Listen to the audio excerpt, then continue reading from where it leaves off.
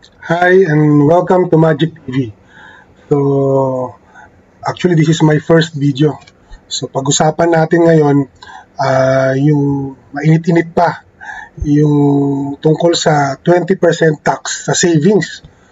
Medyo marami mga Pilipino naguguluhan, yung iba nagkagalit, yung iba nagtataka. So, ito, may pakita ko sa inyo isang video. So, yan, shoutout kay Ted Filon and DJ Chacha. So, pakinggan natin. Maikli lang. Muna natin siguro, no? Kasi sa mga balita, Kasama pala si Professor Emmanuel Leico. nilinaw na ito nga daw pong si MEPA ay hindi naman tataksan yung savings, kundi yung interest mismo ng savings. Pero para mas malinaw lang po sa mga nakikinig po sa atin at nanonood din sa atin ngayon, siguro mas maganda maipaliwanag nyo din po mismo, ano nga po ba itong si MEPA? Ano bang layunin nito pong batas na ito pagdating? Wait lang, yung si MEPA law, actually bago lang siya. Kakapirma lang ni President Marcos. So, fresh na fresh. So, ito, tuloy natin. Sa savings at sa investments po ng bawat Pilipino? Ang gagawin po nila, yung pong mga long-term deposit, halimbawa po mga 5 years, hindi ginagalaw, bubuwisan na rin po nila ng 20%. Sa ngayon po, walang tax yan. So, ang gagawin nila, magtatax sila doon sa interest income ng mga tatawagin natin na mga midterm. Kasi mga 5 years, mga midterm pa rin yan eh. So, kung hindi mo ginagalaw, at meron kang deposit na nakalagay sa mga bangko, na hindi mo ginagalaw ng mga mahigit na 5 taon, magkakaroon na rin po yan ng buwi. Professor, at ginawa po nila, 20% po. 20% ang gagawin nilang tax rate. Oo. Ano? So, yun. Ito, kasi nagkaroon ng kalituhan. So, yung Department of Finance, naglabas sila ng ito, yung notice na kung saan, kasi maraming myth or misleading na tungkol doon sa MEPA law. So, sabi kasi doon sa misleading claim na, ito. Ayan. Ayan. All savings will be taxed at 20%. Aba, teka lang, napakalaki naman yata nun, di ba?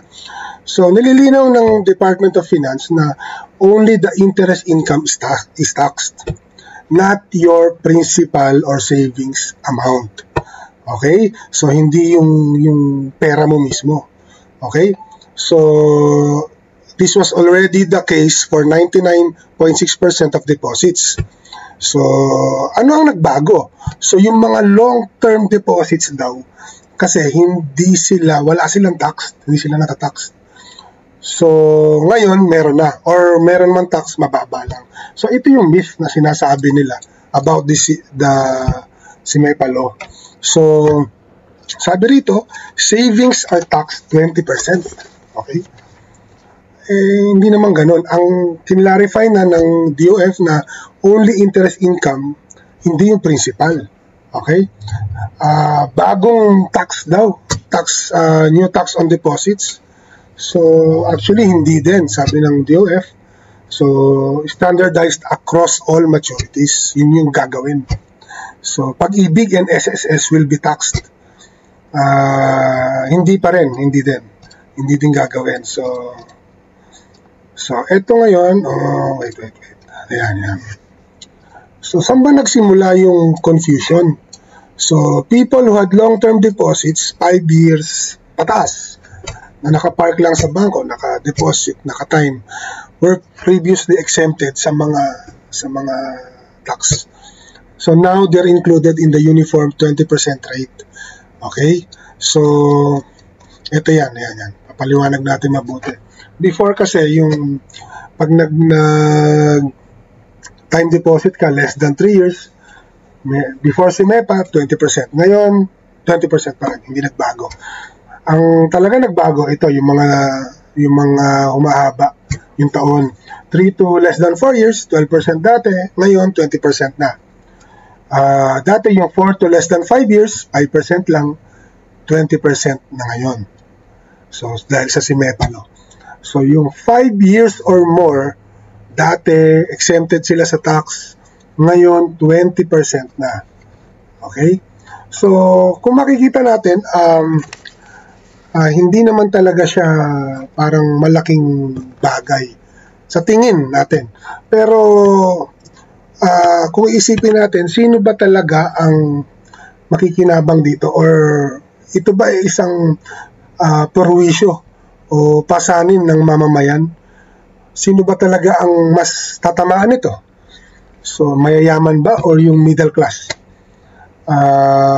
Kikita ang gobyerno sa ganitong panukala, pero sino bang mag-shoulder? Yung bang mga, kasi may mga kilala akong mga tao na hindi naman sila mayaman na mayaman, pero nakapark yung pera nila kasi sa bangko, kasi nag-iipon sila for retirement. Yung iba naman for education ng mga anak nila, kaya talaga naka-time deposit sila. So marami yan. Tsaka mga nag-iipon talaga sa bangko na alam ko is yung mga middle class.